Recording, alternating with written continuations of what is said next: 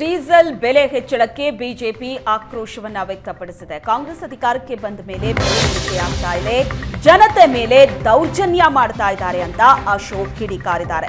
ರಾಜ್ಯ ಸರ್ಕಾರ ದರೋಡೆ ಮಾಡೋದಕ್ಕೆ ಹೊರಟಿದೆ, ಬೆಲೆ ಏರಿಕೆಯಿಂದ ಜನರಿಗೆ ಅನ್ಯಾಯ ಆಗತ್ತೆ ಅಂತ ಸಿಎಂ ಹೇಳಿದ್ರು.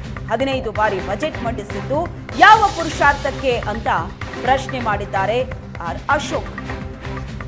ಪೆಟ್ರೋಲ್ ಡೀಸೆಲ್ ಬೆಲೆ ಹೆಚ್ಚಳಕ್ಕೆ ಬಿಜೆಪಿ ಆಕ್ರೋಶವನ್ನ ವ್ಯಕ್ತಪಡಿಸ್ತಾ ಇದೆ.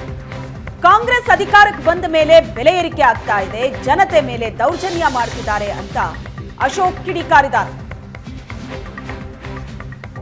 ಕಳೆದ 1 ವರ್ಷ 1 ತಿಂಗಳಲ್ಲಿ ಎಲ್ಲ ರೀತಿಯಾದಂಥ ಬೆಲೆ ಏರಿಕೆಯ ಭಾಗ್ಯಗಳನ್ನ ಕೊಟ್ಟಿದೆ.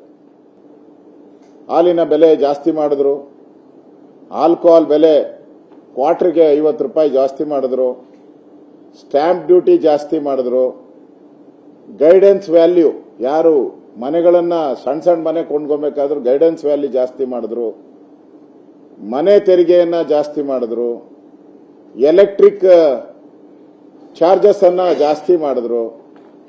ಈಗ ಕೊನೆಯದಾಗಿ ದೊಡ್ಡ ಮೊತ್ತ ಸುಮಾರು 3 ರಿಂದ 4 ಸಾವಿರ ಕೋಟಿ ವರ್ಷಕ್ಕೆ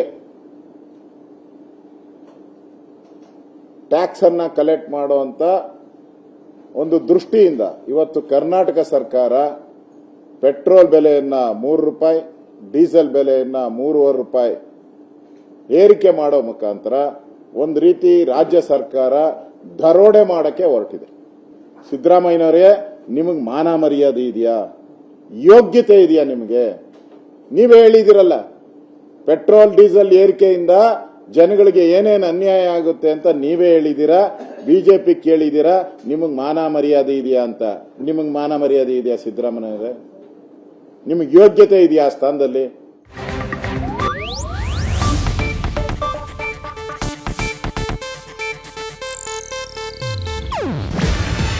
ಇದು ಏಷ್ಯಾನೆಟ್ ನ್ಯೂಸ್ ನೆಟ್ವರ್ಕ್ ಪ್ರಸ್ತುತಿ. ನೀವು ನೋಡ್ತಿದ್ದೀರಾ ಏಷ್ಯಾನೆಟ್ ಸುವರ್ಣ ನ್ಯೂಸ್.